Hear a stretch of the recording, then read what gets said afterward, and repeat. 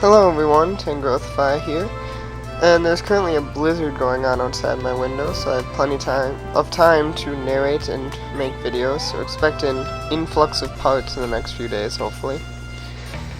But anyway, in this part I'm taking on the 5th dungeon, the second to last, of the B grade, which is the water dungeon, obviously, as you can see. And I'm starting off with Arcanine here, even though obviously fire Pokemon isn't too great against a water dungeon, but I just got Arcanine and he's my most powerful Pokemon, so I wanted to try him out. His moves are Bite and Will-O-Wisp. I'm not using Will-O-Wisp much here because it doesn't help too much to burn them. I'm looking to switch here with some of the Psyduck and Goldeen that I caught, but I really can't find anything that's too powerful to use. So I just switched to the Pikachu that I've been using a lot lately, and especially his Grass Knot attack is very helpful, as well as Quick Attack. Quick Attack is one of the best moves in this game, probably, because of how it just destroys large groups of enemies quickly, hence Quick Attack. But Grass Knot is obviously very helpful against the water Pokemon also, it is super effective. So I catch another Psyduck there. And this dungeon is interesting how the Pokemon are spawning. I haven't really noticed it in any of the other dungeons, but the Pokemon kind of spawn all around you. Even when you're fighting groups of guys, like as you saw back there, some guys were spawning behind me as I was fighting those Psyduck. So I don't know, it doesn't make it that much more difficult, but I don't know, it's just different. I went to check that Golduck that I caught there, but he only had Water Gun, which isn't a very powerful attack, so I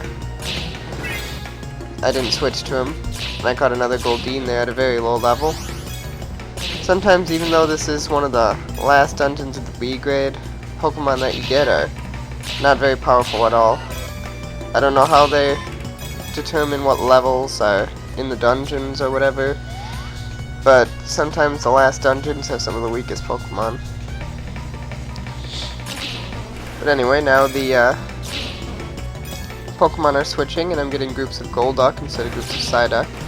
And see, like I was talking about before, that Seadra just spawned literally right behind me. I got double teamed there, and confused also. And confusion is really interesting in this game of how it works.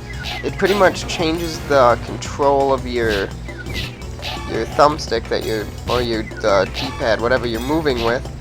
So it makes it very difficult to walk in the direction that you want to. You see they're just spawning everywhere.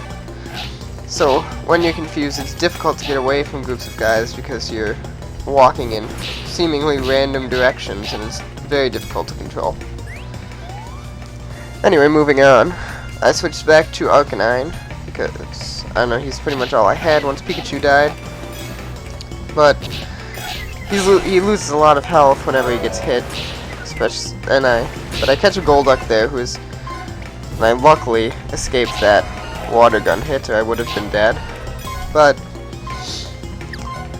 this Golduck is higher level than Arcanine, but he only has Aqua Jet, which is only a 2-star move.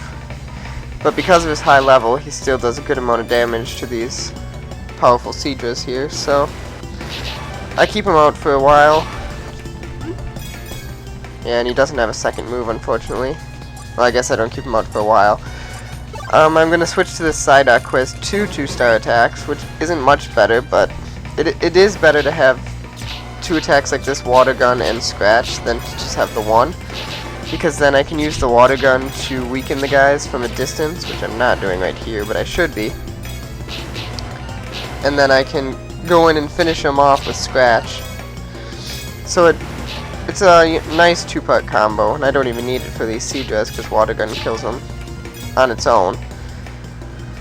But yeah, Water Gun and Scratch, if they were more powerful moves, they would be pretty much, not one of the best combinations, but they would be very, very good combinations.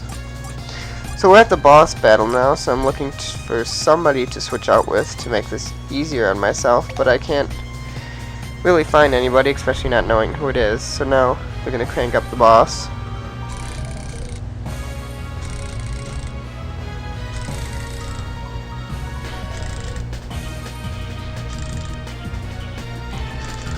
and it is the human-shaped Pokemon Jinx.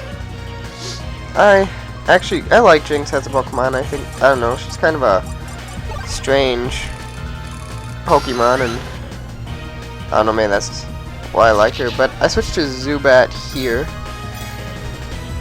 and to try and test my I don't know. I don't even know what I was going to say, but I wanted to see if the bosses would drop triple coins like everyone else when they died, because that'd be very helpful. But as you can pretty much tell, they don't. I think when the actual boss died, she dropped 3 coins instead of 1, but I think all the other coins were just the same as normal. But anyway, that's it for this part. I do not get Jinx, unfortunately. And I killed 123 Pokemon, and I caught a slew of Psyducks, Goldines, and Golducks. So stay tuned for next time when I take on the final dungeon of the B grade. See you next time.